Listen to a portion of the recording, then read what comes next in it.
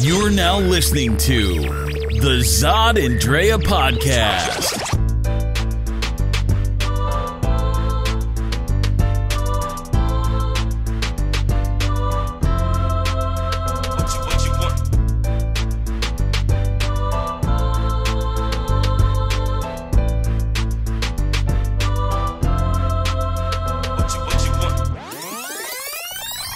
All right. Welcome back to another episode of the Zod and Drea podcast. How's everybody doing? We're glad to see you again. And we hope you had a really great Christmas, happy holidays, and are having a really great Hanukkah as well. So, I know we've been having a great holiday. Yeah. Ours was really incredible. I mean, what else can we say about it, huh? It was fantastic. Yeah. And just nonstop, a lot of energy needed, and it was great. So shout out to all the family that we saw and friends as well. A lot of it. We got them all. The Whiting family, Diaz families. I mean, everything in between. So we got to make sure that you had a really good one also. And to make sure that the gift giving is still continuing on, we've got another podcast for you. Ta-da! How good is this? It's going to be great. It's going to be great. So we have a special guest. Who's this? Today. We're really happy to have Rey Guerra-Vega here on the show today. So Rey's going to be on the show, and what's her title? She is the committee lead for the Latino advocacy for the areas of Tempe and the East Valley of Phoenix. Okay, yes, so that is a mouthful. It is. Yeah, so that's how important she is. What used to be the Pantsuit Nation faction, just like if you've seen the Cassie and Chris Love interview that we had, the Cassie Chilton and Chris Love interview before for the Black Outreach, well, this is a continuation a little bit for the Latino outreach. And so we get to talk with her about what the focus is with the group, what their mission is, and what they want to do in 2017 and when it comes to advocacy for the Latino community. Exactly. And without further ado, welcome, Rey. Rey. Thank you for coming out and hanging out with us today. Yep. Thank you for inviting me. I'm so totally stoked. I'm slightly nervous. Don't be nervous. Like, this is a nice, loving household with Christmas trees and all kinds of kitty cats running around. We got abuelitas. We're good. Like, shoot. So, yeah, this is going to be great. So, what we wanted to do was bring a spotlight and awareness to what you and your group was doing then in the Valley. So, can you then just kind of spotlight a little bit about what it is that you're doing and why you're even here today?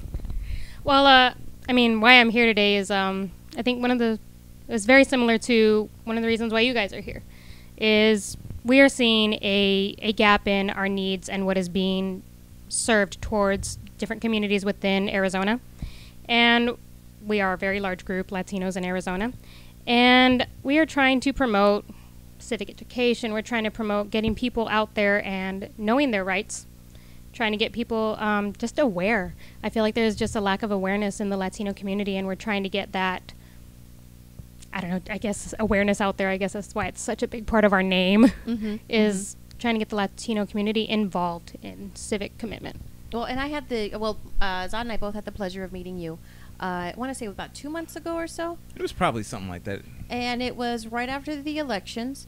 And we got an invite to attend a gathering of like-minded people that were part of that time called Pantsuit Nation, that for in Arizona looking to see how we could come together and still try to do something positive in the community, kind of use the energy that we all had together to move something forward, even though the results wasn't in our favor.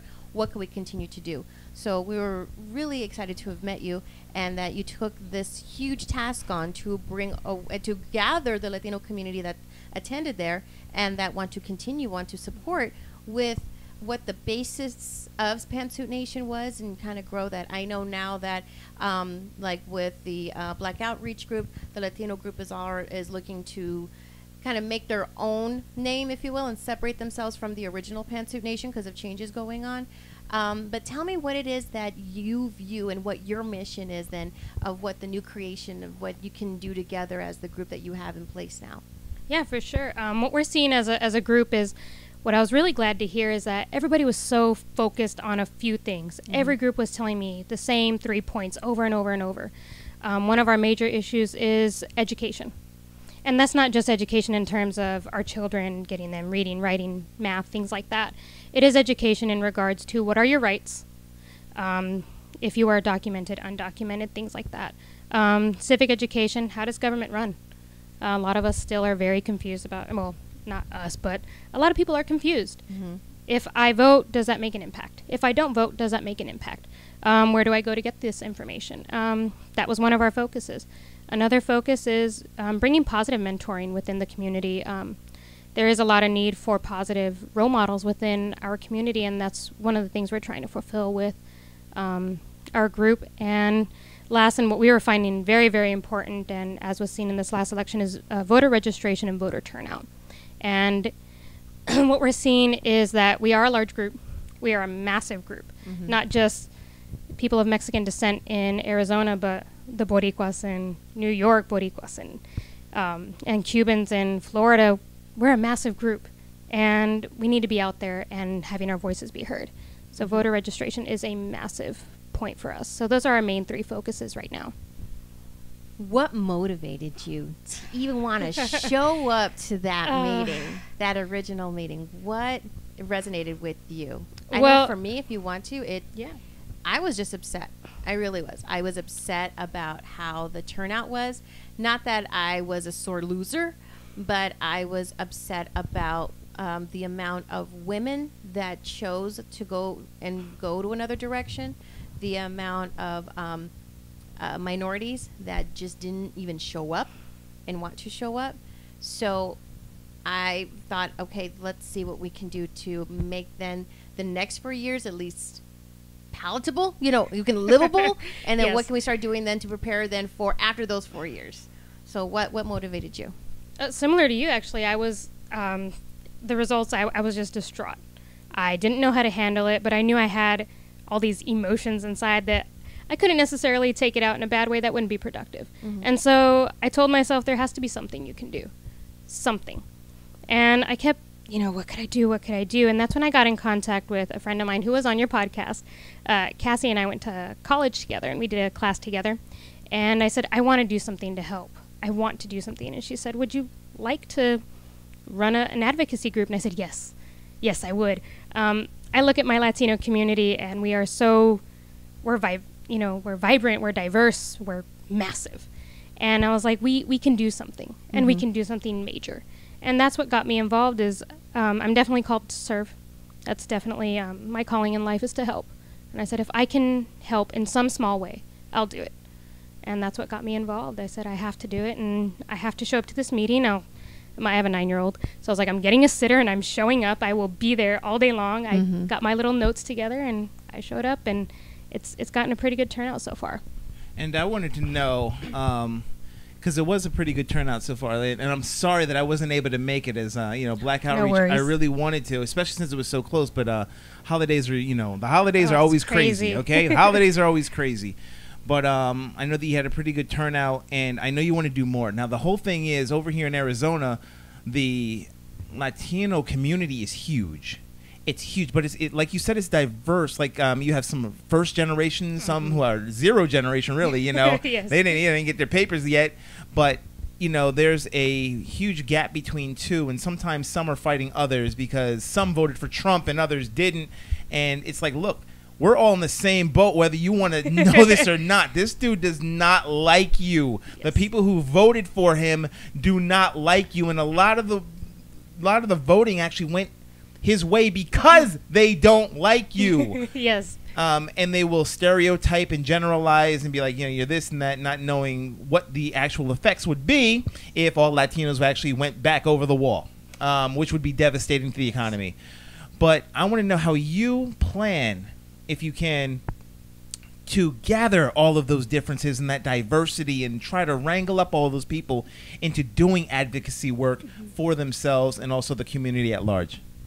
I love the point that you hit on is that there's such turmoil within the Latin community of I'm born here, I'm Mexican from here, but you're Mexican from there versus I have papers, you don't. And at this point, I feel like we have to cash that. Mexican from here versus Mexican over there, it's not going to matter at this point. No. I really don't feel that there is a difference.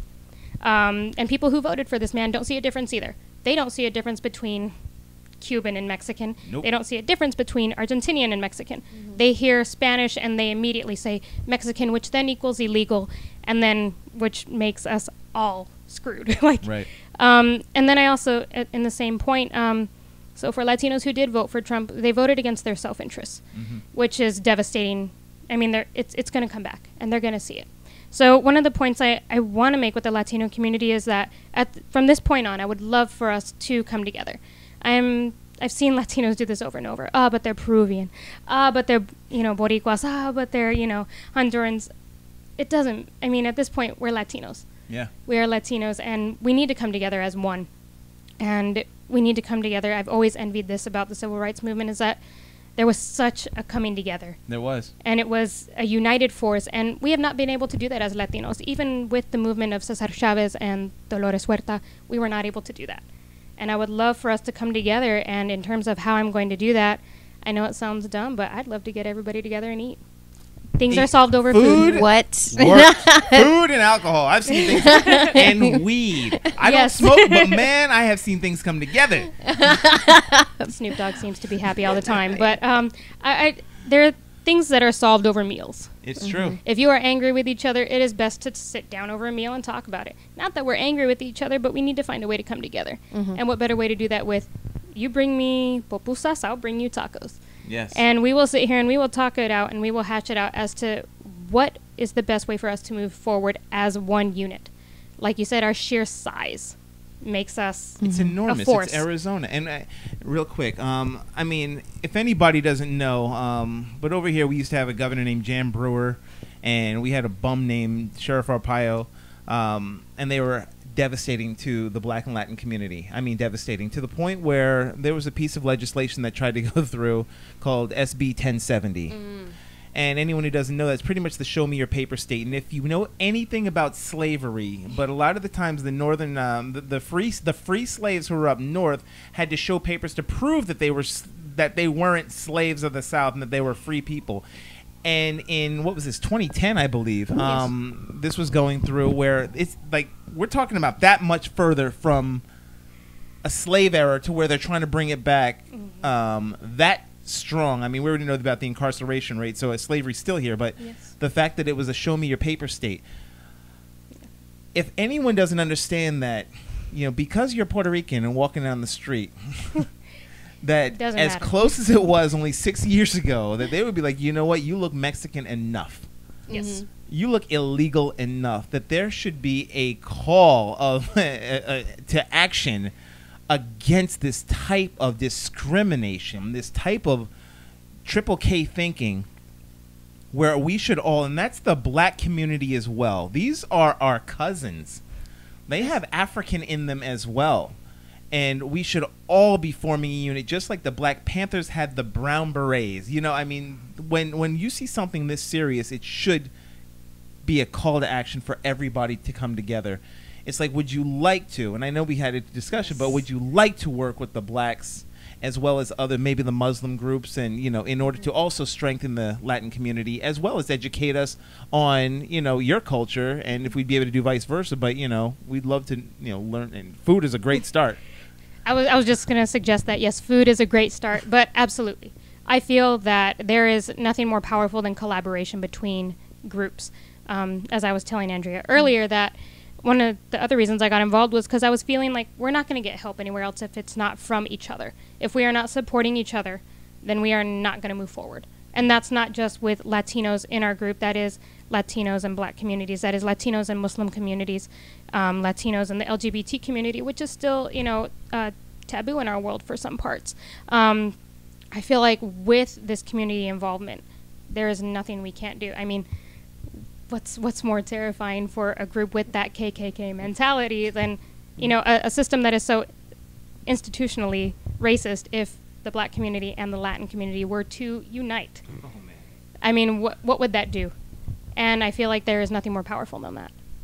I think that's what they're afraid of. Yes. Yeah. I feel like that's a major fear for people with this. I don't even know if it's conscious, but I feel like it may be subconscious for a lot of people. They're terrified. What happens if you are no longer the ruling majority? And what I'd like to do then in our next segment is continue on this conversation and even bring up a little bit more about educating the white community about Latino culture. Absolutely. Perfect. All right. So make sure you come back, because Zod and Drea will have part 2 of Ray's interview. Dos! Hey, what's up, everybody? I'm Zod. And I'm Drea. And we want you to check out the Zod and Drea podcast every Tuesday. Where can everybody find us at? You can always check us out on www.zodanddrea.com. Where else? You can always check us out also on Facebook at Zod and Drea. Instagram?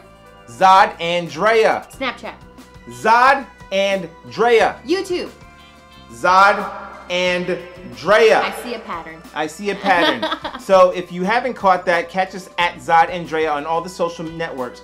But also, make sure you subscribe to the Zod and Drea podcast. Where? At zodanddrea.com. And also on YouTube and iTunes, Google Play, Stitcher, and iHeartRadio. We're coming for you. Let us know what you think. And if you want to be a guest, reach out to us. And put all of your input into whatever our topics are for the week. So we hope to check you out and see you there. Bye. We're back. We're back. We're going to continue on this conversation. So, I wanted to ask you then. Yes. If again, thank you very much to allowing me for this question. Being that my experience of living here in Phoenix and being of Mexican descent and also American because I was born here, always felt this duality that I had to play, right, to satisfy and appease both worlds. I'm not Mexican enough in some circles because I'm not born in Mexico. I'm not American enough because I am from Mexico. Yes. And I speak another language and I have a darker skin tone. So it's like you can't please both sometimes. And then we talked a little bit about what that internal kind of conflict's like. What has your experience been like? Mine absolutely mirrors that. I think every Mexican American knows that scene from Selena where it's like, you have to know Cristina, and there's definitely that within my world as well. Within my experience, I have friends who are from Hermosillo, they're from Chihuahua, and they're like, oh, you're like the whitest Mexican I've ever met. And I'm like, oh, because I definitely take a lot of pride in being Mexican American. I love it. But to my friends who are not Latin, who are not minorities, they're like, oh yeah, the Mexican. There's definitely that duality that you carry with you, and it always leads this kind of like, what am I feeling? Mm-hmm. Because, I still gladly celebrate 4th of July. My grandmother, my Mexican-American grandmother makes apple pie from scratch. But also on Christmas, we have tamales, and there's always been that interesting duality within growing up here and wanting to be Mexican enough and wanting to be American enough and trying to reconcile that within myself and finding that I'm Chicana, I'm Mexican-American, and I take solace in that. That's my community. I gladly take hold of my Mexican side the same way I'm a proud American. So it's definitely an interesting duality that we all have. So what would be then your request of white America to know about how to engage with a Latino? We're more than just Taco Tuesdays and your yes. your salsa and your guacamole, right? It's yes. like what would you like to educate them on and leave them with something? That's definitely a great question. I was actually just going to respond with, we're so much more than tacos and guacamole. We are so much more than that. A lot of people, even a lot of Mexicans, don't know that there actually just maybe 2 years ago, there was a huge movement towards Afro-Mexicans and being that they were able to be a part of the census as Afro-Americans, like 1.4 million Afro-Mexicans. People are like, oh, there's Africans in Mexico. Yes. I would just like them to realize that we're so much more than that.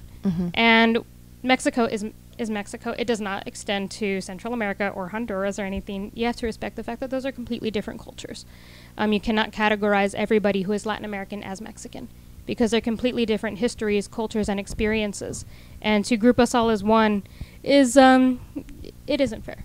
I would love for us to be seen as the vibrant culture that we are. I always think of being Mexican American. I think of Vicente Fernandez, and I think of salsa fresca. It is not only beautiful in the way it sounds, but it is bright and it is vibrant and it is colorful. And I would love for that to be seen as opposed to when people think of Mexican, they think of illegal. And that's so much more we're so much more. Oh, and it's really funny. Yeah, they think of illegal, but how quick are they to hire a whole bunch of guys at Home Depot on the cheap, or when they're moving or something like, oh, then all of a sudden, or pay under the table. I mean, it's funny because it's one thing, like you're saying, it's like Taco Tuesdays, oh, get these Mexicans out here, but, I can't wait till spring break to send my kid to Cancun. Yes. It's that you can't have both. You can't have both. It's like, look, you either love or you don't. You either have respect for or you don't. You either are going to, allow someone in your life or you don't. But it can't be an either or if there are stipulations attached to. Because like I say, Brad and Chad, they're not going to be picking strawberries. No.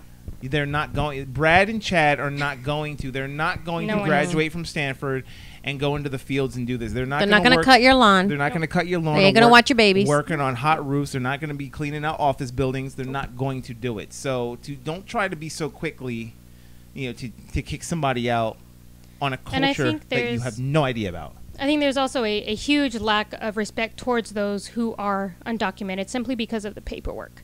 And I think that's where it kind of really gets me upset is they're like, oh, but they're illegal. And I'm like, yeah, but they're also the ones working their asses off. It's 115 degrees outside. Or it is, what was it this morning? It was all frosty. It was like 40-some degrees.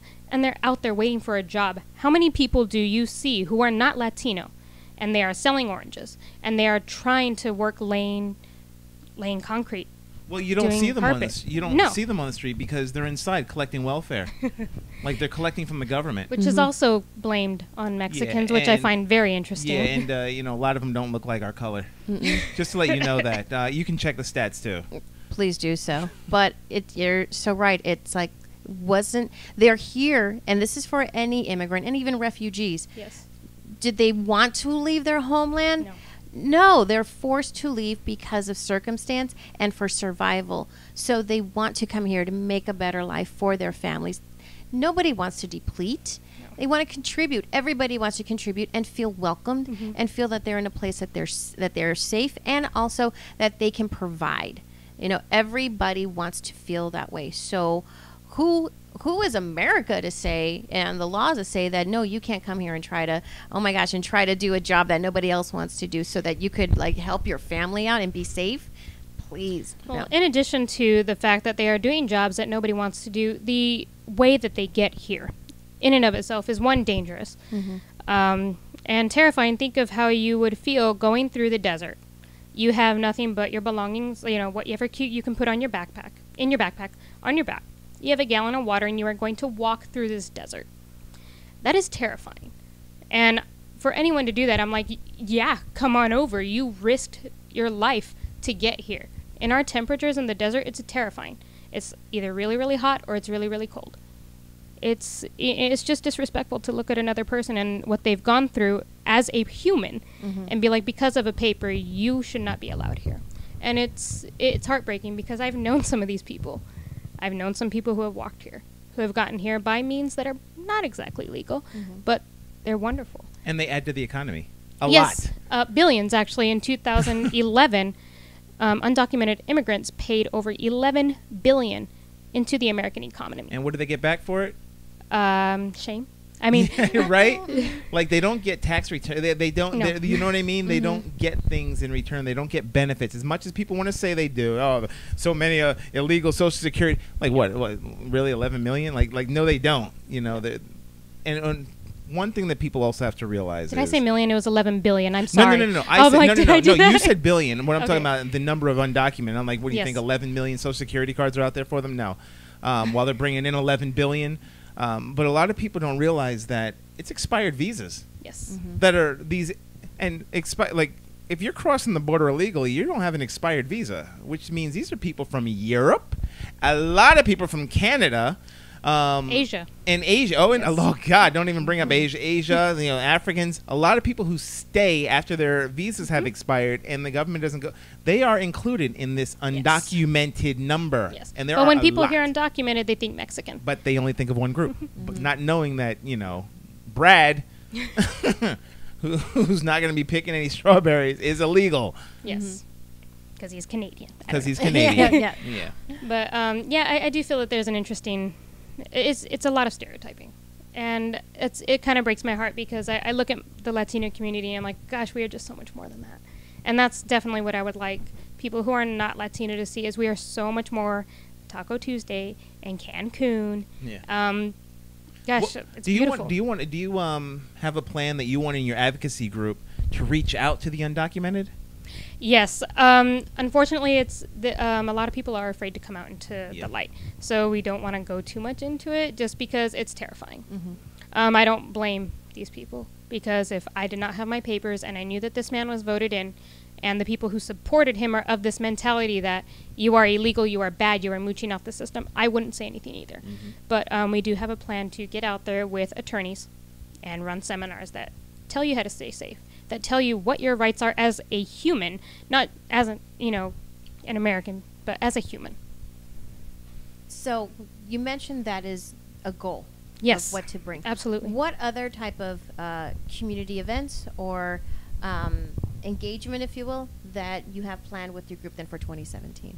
For 2017, one of our major things is to do a huge voter registration deal. I want to say event or deal. What we really want is for our community to come out in numbers. However we must do that, we will do it. And because, gosh, just our numbers alone are massive.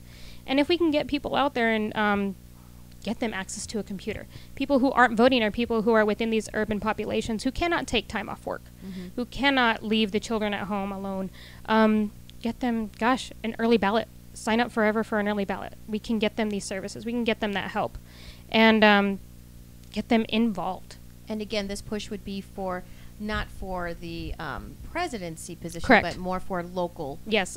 local seats coming up. Yeah, correct? one of our focuses was also civic education and understanding how government works, and how local government is just as important, if not more important, than what's at the top, because of what's happening in our everyday lives is here. So I'd love for everyone to come out and get involved with that. I can't just say the Latino community, because I would love to see more involvement. Well, I'm glad you said that, because I'd like for you to maybe state how others that are going to be watching this video, listening to the podcast, that aren't involved, how can they get involved? How can they contact you? How can you contact me? Facebook.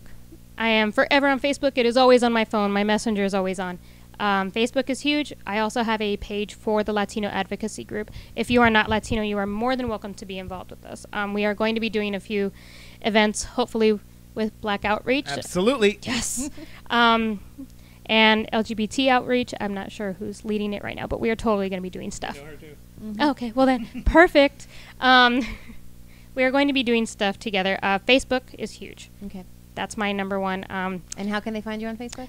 Rey Guerra-Vega. And we're also going to have a link. We'll make sure that we have a Yes. link to both the outreach and to you if you'd like. Absolutely. So we've got like less than a minute. Mm-hmm. I want to end on a really happy note, an Yes. exciting note. What's your wish for 2017? Oh, my wish for 2017. Make it good. I saw that's so hard. No I'm so pressure. nervous. No pressure. I want to say happiness, and as lame as that sounds, we've all been through something pretty devastating since November, and I want to see us come together. I want to see us support each other in everybody's happiness and reaching their goals. I would love to see that happen. Well, if anybody's committed to that, you definitely are. Thank you. Definitely. Yeah, we For love the work reals. that you're doing. We can't wait to work with your group. I can't either. It'd be very exciting. It's gonna be, we're bringing the 60s back. Yes.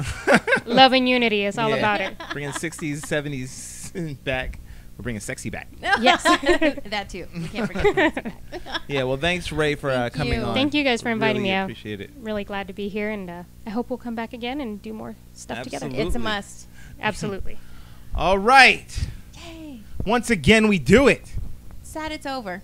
I know. Can you believe how fast this goes by? I know. It was too quick. But Way too fast.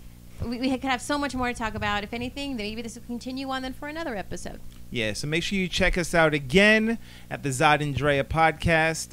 Where can we find us? On Facebook Okay, where else? and on Instagram, Okay, at Zod and Drea, right? on YouTube, Okay, at Zod and Drea. and on Snapchat? Snapchat, correct. At Zod and Drea, right? And what other At outlet? Zod and Drea. Like, it doesn't matter where you can find it. So go to www.zodandrea.com in order to find out what this podcast is doing, whether on YouTube or Stitcher, iTunes, Google Play. You can catch us anywhere and listen to Ray all day long. Again, let us know your thoughts. And if you want to be on the show, please reach out to us. And we'll see if we can get you on too. Let's see if we can do it. All right. Spells and everything to collect money. And I walked by him with my 2-year-old daughter. And he was like, well, welcome to Trump's America. Yeah. And I'm like, you know what? You know, things like that make me feel. Is that? Well, No. Unfortunately, her mom probably gave her the shirt. Deplorables everywhere. Right. I don't understand that. I don't understand why